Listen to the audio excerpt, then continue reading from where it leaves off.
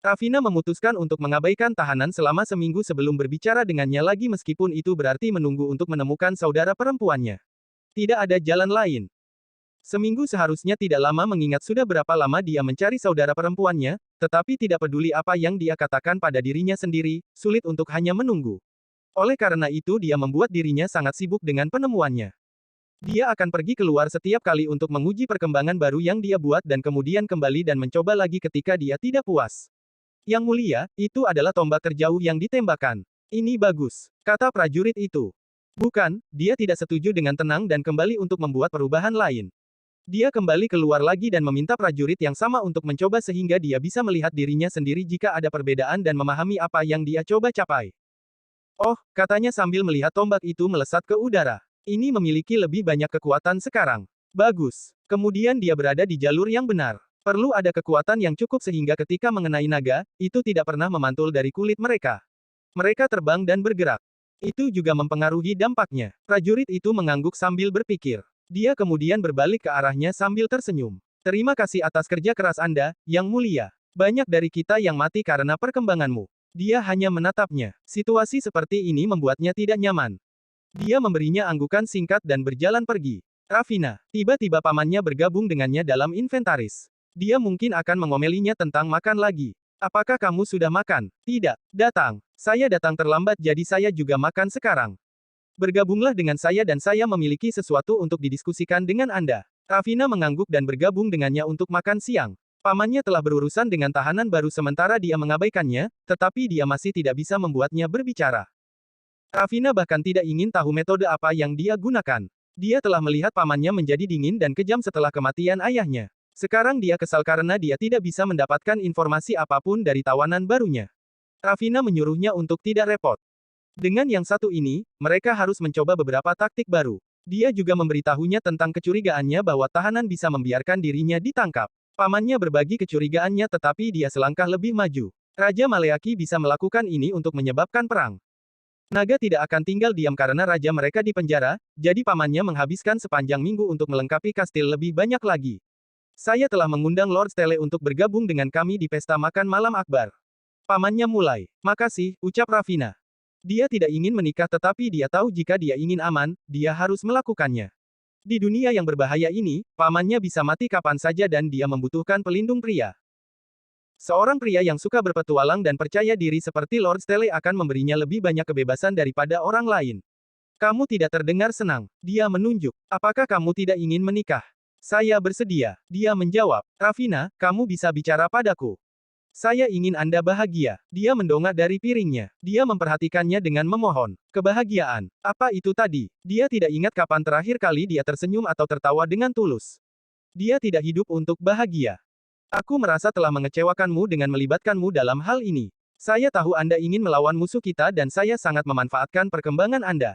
Anda telah sangat membantu tetapi saya tidak bisa membiarkan Anda mengorbankan diri hanya agar saya dapat menggunakan penemuan Anda. Kamu tidak mengorbankan aku. Saya menginginkan ini dan kebahagiaan saya tidak lebih penting daripada orang-orang yang sekarat. Ayahmu dan aku berjanji satu sama lain jika terjadi sesuatu pada salah satu dari kita, kita akan saling menjaga anak. Kurasa ayahmu akan kecewa padaku jika dia melihatmu seperti ini. Saya tidak berpikir ini yang dia inginkan untuk Anda. Rafina mulai mengupas kutikula di bawah meja. Sesuatu yang dia lakukan ketika dia melawan emosinya. Aku ingin kamu dan adikmu ketika ditemukan hidup jauh dari semua ini dan membangun keluargamu sendiri di mana kamu bahagia. Dia menatap tangannya, terus mengupas kutikulanya dengan kejam dan membuatnya hampir berdarah. Juga, dia mulai merendahkan suaranya. Saya menemukan Lord Stele sebagai pilihan yang bagus. Dia cukup kuat untuk melindungimu. Rafina menatapnya khawatir. Apa yang dia maksudkan? Dia memaksakan sebuah senyuman. Kau tahu, apapun bisa terjadi padaku kapan saja. Aku ingin kau pergi dari kastil sebelum sesuatu terjadi. Dia tahu putranya akan menyakitinya. Yah, aku ingin kamu tetap hidup lebih lama dari yang kamu inginkan.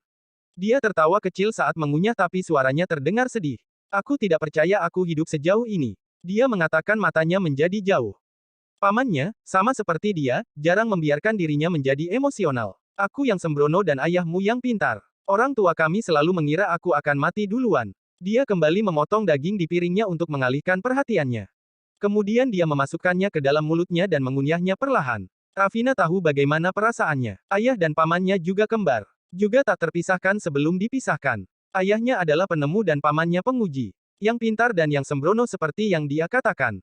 Dia tahu betapa kosongnya dia tanpa saudaranya. Setengahnya yang lain. Dia senang bahwa setidaknya dia tidak menyaksikan kematian ayahnya. Tetap saja, pamannya yang dulu ceria menjadi dingin. Pokoknya, dia berdeham. Aku telah menyimpan sebagian kekayaan untukmu dan membeli sebidang tanah. Bahkan jika sesuatu terjadi dengan Lord Stele, aku ingin kau aman. Dia mempersiapkan begitu banyak langkah ke depan seolah-olah dia akan mati besok. Apakah ada sesuatu yang terjadi yang saya tidak tahu? Dia bertanya. Tidak Rafin. Saya hanya mempersiapkan masa depan. Kita harus selalu siap. Dia mengangguk dan kembali memakan makanannya. Ini menyedihkan dan dia sudah depresi. Dia tidak ingin melihat pamannya mati. Seolah-olah ayahnya meninggal lagi. Wajahnya sendiri terkadang membuatnya tetap hidup. Wajah yang persis seperti ayahnya. Jika bukan karena perilaku mereka yang berbeda, tidak ada yang bisa membedakan mereka, seperti dia dan Corina.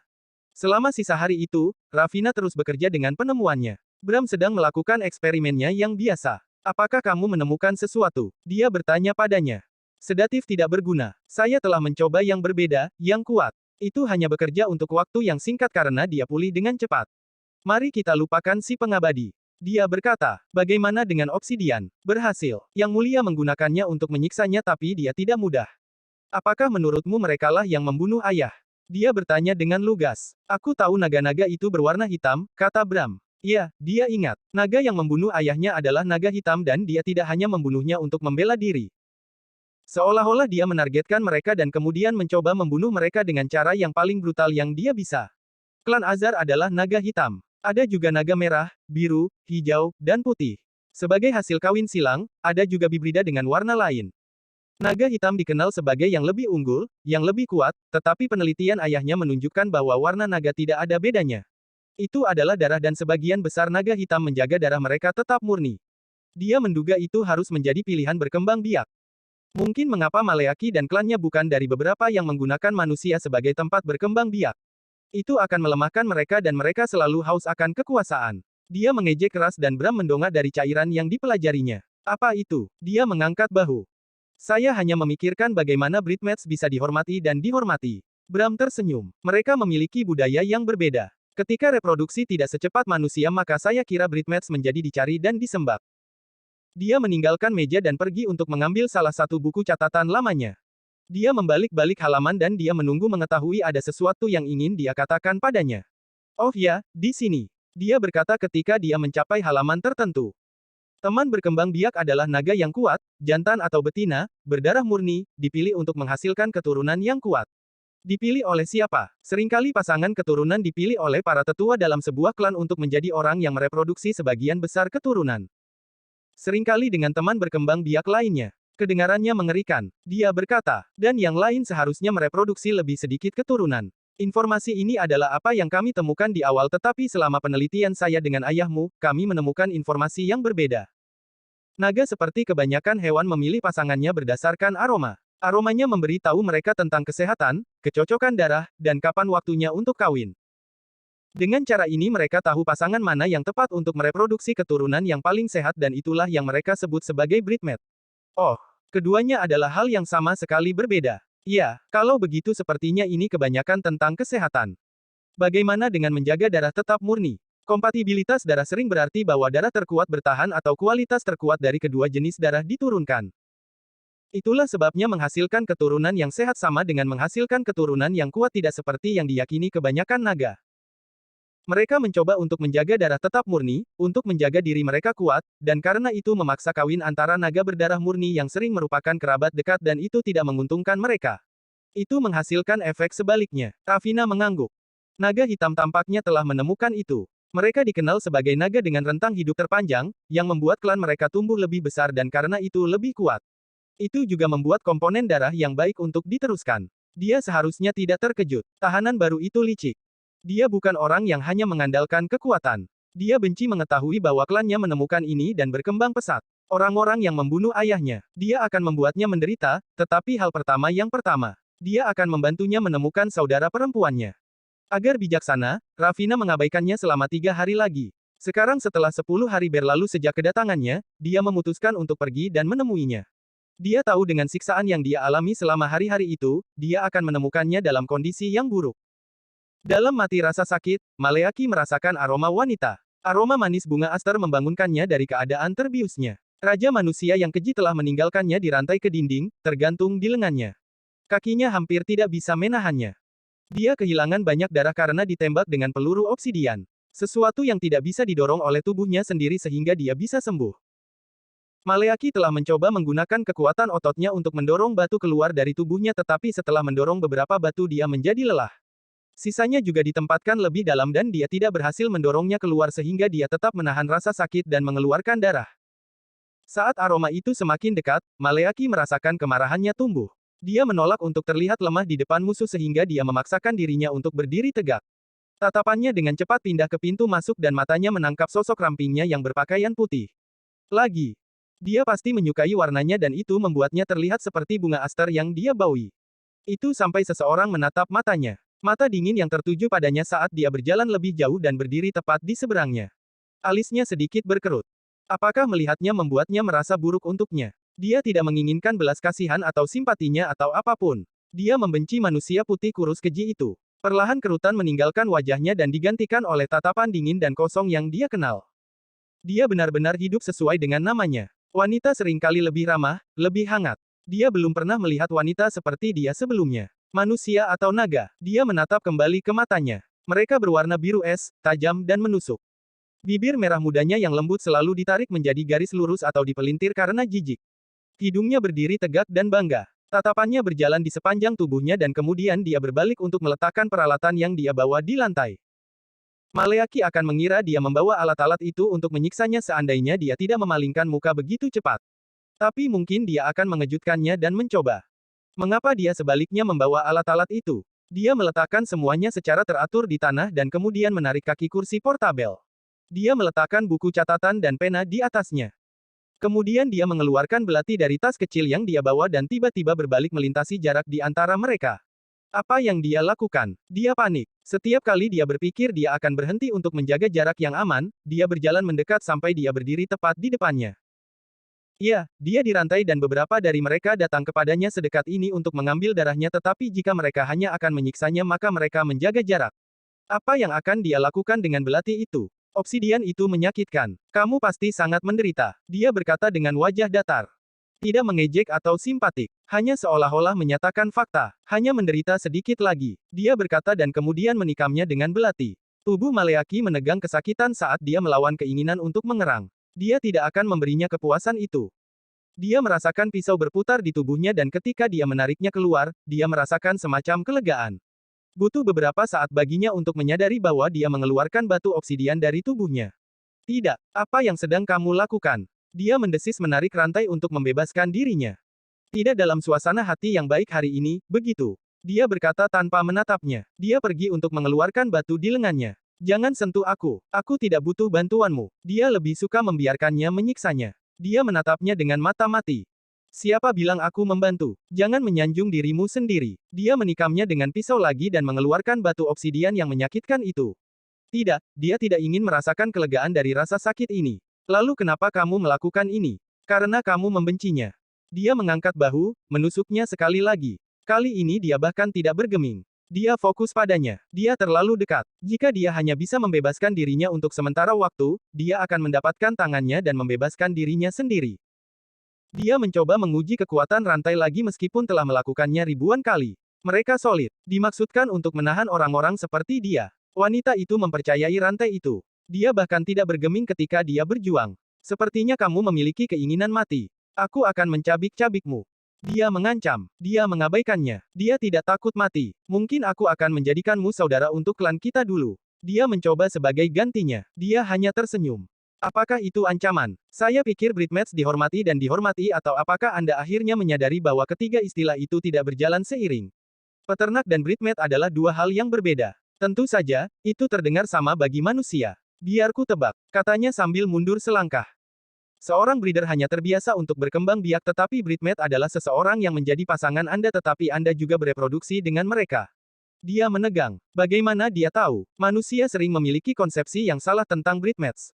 Dia memiringkan kepalanya ke satu sisi sambil berpikir. Tapi kamu bertanya padaku apakah aku ingin menjadi breedmate dulu. Dia melakukan. Dia mencoba mengingat. Iya, dia melakukannya. Mengapa dia? Dan kamu benci membandingkanku dengan yang seperti itu ketika aku bahkan tidak bertanya padamu. Panik muncul di dalam dirinya. Apa yang dia coba katakan? Matanya berputar-putar sambil berpikir sebelum menatapnya. Apakah aku harum untukmu? Dia tiba-tiba bertanya. Dia menegang dan kemudian kemarahan naik dalam dirinya secepat kilat. Kekuatan kemarahan yang tiba-tiba membuatnya mampu menarik rantai sedikit dan dia melangkah mundur. Kamu berbau seperti ikan busuk bagiku dan kamu terlihat lebih buruk dengan kulit dan rambut yang tidak berwarna itu. Dia menggeram. Aku tidak bisa membedakan antara kamu dan gaunmu. Dia mengerutkan kening dan mengangguk. Baik, dia menarik rantai lagi ingin mencekiknya. Itu tidak baik-baik saja. Kamu akan mengenakan gaun merah setelah aku membunuhmu. Dia berjanji. Aku suka merah. Dia berkata tidak terpengaruh. Dia merasa lebih banyak kemarahan muncul di dalam dirinya tetapi mencoba menahannya.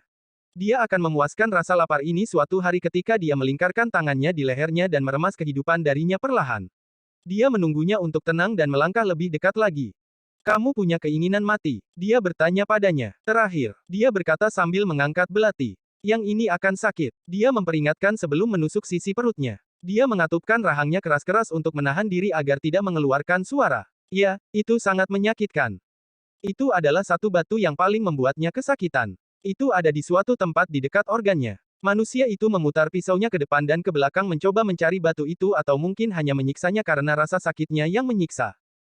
Namun dia tidak mengeluarkan suara dan segera dia mendengar batu itu jatuh ke tanah. Semua selesai. Dia tersenyum melihat wajahnya. Sama-sama, aku tidak pernah berterima kasih padamu. Namun nafas yang keluar dari bibirnya berkata lain. Aku yakin kamu merasa bersyukur. Saya tidak. Dia menggeram. Sementara dia sedang bekerja, dia tetap tenang. Aku tidak butuh, aku juga tidak menginginkan bantuanmu. Dia berkata di antara gigi terkatup, dia mengangguk. Saya tahu kelaparan menyebabkan suasana hati kami buruk. Sayangnya, saya tidak punya makanan untuk Anda. Aku tidak butuh makanan beracunmu. Dia meludah. Dia tidak bisa tetap tenang hari ini. Dia mengamuk dan dia terus menusuk lukanya. Dia berbalik dan berjalan pergi, aroma manisnya yang kuat memudar bersamanya. Dia mengepalkan tangannya. Dia adalah manusia. Mereka semua berbau menjijikkan dan segera tidak ada lagi bau yang tersisa dari mereka di bumi. Begitu dia berhasil dengan rencananya dan meruntuhkan kastil yang menjadi pertahanan mereka, maka dia akan menghabisi mereka semua. Tentu saja, membunuh mereka semua tidak akan mudah. Ini akan seperti mencoba membunuh semua semut di bumi. Sang putri pergi ke tuas rantai dan melonggarkan rantai yang menahannya sehingga dia bisa membiarkan lengannya jatuh. Otot-ototnya sakit dan sekali lagi dia merasa lega hanya karena ingin menyerang. Apa yang dia coba lakukan? Dia tidak ingin bantuannya. Dia memperhatikannya dengan cermat saat dia kembali duduk di kursi yang dibawanya dan membuka buku catatannya. Ah, apakah ini aku membantumu jadi menjawab pertanyaanku? Dia bertanya. Tidak, sepertinya Anda terus salah paham. Saya ingin Anda sembuh sehingga saya tahu dampak sebenarnya dari penemuan baru saya yang ingin saya coba. Anda menawarkan diri Anda. Ingat, dia melihat alat-alat aneh di tanah. Dia tidak bisa serius. Dia adalah pengecut yang menciptakan sesuatu dan membiarkan orang lain menggunakannya untuk menyiksa. Dia sendiri bukan penyiksa meskipun dia telah menyebabkan dia lebih sakit daripada siapapun dalam waktu singkat dia berada di sini. Tentu saja, aku juga punya pertanyaan. Anda dapat menjawabnya atau mengabaikannya. Dia melanjutkan. Dia duduk di tanah merasa lelah tetapi berpura-pura bahwa dia hanya ingin santai. Sebagian dari dirinya ingin membuatnya pergi tetapi dia adalah kesempatannya untuk melarikan diri. Bagaimanapun, dia ada di sini dan itu pertanda baik. Dia putus asa dan itu akan menguntungkannya. Jika dia tahu dia membuat kesalahan dengan membiarkannya tetap hidup. Mengapa kamu di sini? Dia bertanya mengejutkannya. Dia berusaha untuk tidak menunjukkannya. Aku harus bertanya padamu. Kamu adalah raja dan belum ada yang menyelamatkanmu. Sepertinya itu adalah rencana yang kamu buat. Cerdas. Kau masih terdengar mengkhawatirkanku. Dia mengatakan menenangkan untuk mengganggunya sebagai gantinya. Dia melihat ke atap dan dia mengikuti tatapannya. Dia melihat ujung tombak obsidian tajam yang akan menghancurkannya jika dia mencoba melarikan diri. Dia sudah memperhatikan mereka. Sejak dia datang ke sini, mengamati sekeliling dan mencoba menemukan rute pelarian adalah semua yang dia lakukan. Itu jauh lebih sulit dari yang dia bayangkan. Alasan dia membiarkan dirinya tertangkap adalah karena menyerang kastil dari luar tidak mungkin. Wanita ini dan ayahnya membuat segalanya menjadi sulit. Jadi Maleaki memutuskan untuk mencoba pendekatan yang berbeda. Hancurkan kastil dari dalam. Ternyata sama sulitnya tetapi dia akan menemukan jalan. Dia hanya membutuhkan momen kelemahan dari wanita ini dan kemudian dia akan membakar semua apa yang dia bekerja keras untuk lindungi. Saya sangat cemas. Dia berkata tetapi dia tidak terdengar khawatir sama sekali. Dia melihat buku catatannya dan membuat beberapa catatan. Apa yang dia tulis? Kamu seharusnya mengkhawatirkan dirimu sendiri. Dia memberitahunya. Dia menatapnya. Matanya yang dingin hampir membuatnya menggigil. Mereka terkadang terlihat tidak berjiwa. Mengabaikan ucapannya, dia terus mengajukan pertanyaan. Untuk dianggap sebagai darah murni, seberapa dekat kamu dengan leluhurmu? Kenapa dia penasaran tentang ini? Yang paling dekat hidup. Jadi, kamu memiliki darah paling murni di antara yang hidup. Di antara laki-laki yang masih hidup, ya. Apakah Anda sudah menggunakan darah saya, Profesor? Mengabaikannya lagi, dia menulis beberapa catatan. Dia mulai mengganggunya lagi tetapi dia tidak bisa menahan rasa ingin tahunya. Dia belum pernah melihat wanita sedingin ini. Begitu tenang dan fokus pada misi. Kamu adalah naga hitam. Dia berkata tanpa mengalihkan pandangan dari buku catatannya. Apakah kamu mengenal ayahku? Setiap naga mengenal ayahmu. Salah satu dari kalian membunuhnya. Dia berkata dengan tenang. Siapa yang memberitahumu itu? Aku melihatnya dengan mataku sendiri. Dia menegang dan dia mendongak perlahan dari buku catatannya, memegang tatapannya dengan miliknya. Seekor naga hitam mengunyahnya dan meludahkannya. Kau melihat itu. Sudah terlambat. Kata-kata itu sudah keluar dari bibirnya. Tidak, dia tahu siapa yang membunuh ayahnya dan dia tidak pernah peduli. Dia juga tidak harus peduli. Setiap naga menginginkan dia mati dan pergi. Ya, itu juga naga hitam yang membunuh ibuku. Membakarnya. Dia mengatakan wajahnya tetap kosong dari emosi. Itu mengganggunya dalam beberapa cara. Tidak heran matanya terlihat seperti itu jika dia menyaksikan kedua orang tuanya meninggal. Haruskah aku merasa tidak enak padamu? Ayahku mencoba berdamai dengan klanmu. Iya, dia mengangkat alis. Sudahlah. Dia menghela nafas dan kembali mencatat. Apa yang dia tulis? Ayahmu bodoh mengharapkan perdamaian dan itu membuatnya terbunuh, katanya padanya. Dia berhenti sejenak tetapi kemudian melanjutkan untuk menulis sesuatu. Dan sekarang Anda tidak ingin membuat kesalahan yang sama. Dia melanjutkan. Sekarang dia menarik perhatiannya. Dia mengangkat tatapan birunya tanpa menggerakkan kepalanya dan mereka menusuk matanya. Dia tidak melakukan kesalahan. Dia baru saja membuktikan kepada yang lain bahwa perang adalah apa yang Anda inginkan dan perang adalah apa yang akan Anda dapatkan. Tidak jika dia memeras kehidupan darinya terlebih dahulu. Dan ketika pikiran seperti miliknya dan ayahnya tidak ada lagi, dia akan membunuh sisanya. Dan ayahmu meninggal dalam perang itu. Ayah saya terus hidup di hati orang-orang dan melalui penemuannya, dia hidup dalam harapan dan semangat mereka untuk berjuang. Dia juga masih hidup di hatimu melalui kebencian yang kamu rasakan padanya. Sekarang dia mendengar beberapa emosi dalam suaranya dan kata-katanya mengejutkannya. Dia benar. Ayahnya menjadi bagian dari sejarah, sebuah perubahan di dunia sehingga namanya akan terus hidup selamanya. Dia mengejek. Tidak masalah setelah mereka semua mati. Tidak akan ada manusia yang tersisa untuk mempelajari sejarah manusia. Putri dingin itu kembali tenang dan menulis di buku catatannya lagi. Hal-hal penting apa yang kamu tulis? Dia bertanya kesal. Dia ingin merobek buku catatan itu. Saya menggambar. Dia berkata tanpa melihat ke atas. Apa? Saya tidak suka membuang waktu, jadi saya suka melakukan banyak tugas sekaligus. Oh, pikirnya dengan jijik. Membuang-buang waktu. Bagaimana dengan dia? Tuhan, dia mengepalkan tangannya. Dia tidak sabar untuk memegang tangannya. Dia tidak pernah begitu bersemangat untuk membunuh seseorang. Kupikir kau datang ke sini untuk menanyaiku tentang adikmu. Aku berhenti mencarinya. Kamu benar. Saya tidak aman berada di dekat seorang anak dan saya tidak ingin menyakiti saudara perempuan saya. Ketenangannya mengejutkannya ketika dia mengatakan kepadanya bahwa dia tidak layak menjadi seorang ibu. Wanita manapun akan tersinggung dengan pernyataan seperti itu, tetapi itu tidak mengganggunya. Dia tidak ingin menjadi seorang ibu tetapi, dia berhenti dan membiarkan aromanya menghilang dari indranya. Dia berbau sangat manis dan feminin. Begitu subur. Jadi, dia mengatupkan rahangnya memaksa aromanya keluar dari pikirannya, bahkan tidak ingin memikirkan apa artinya itu.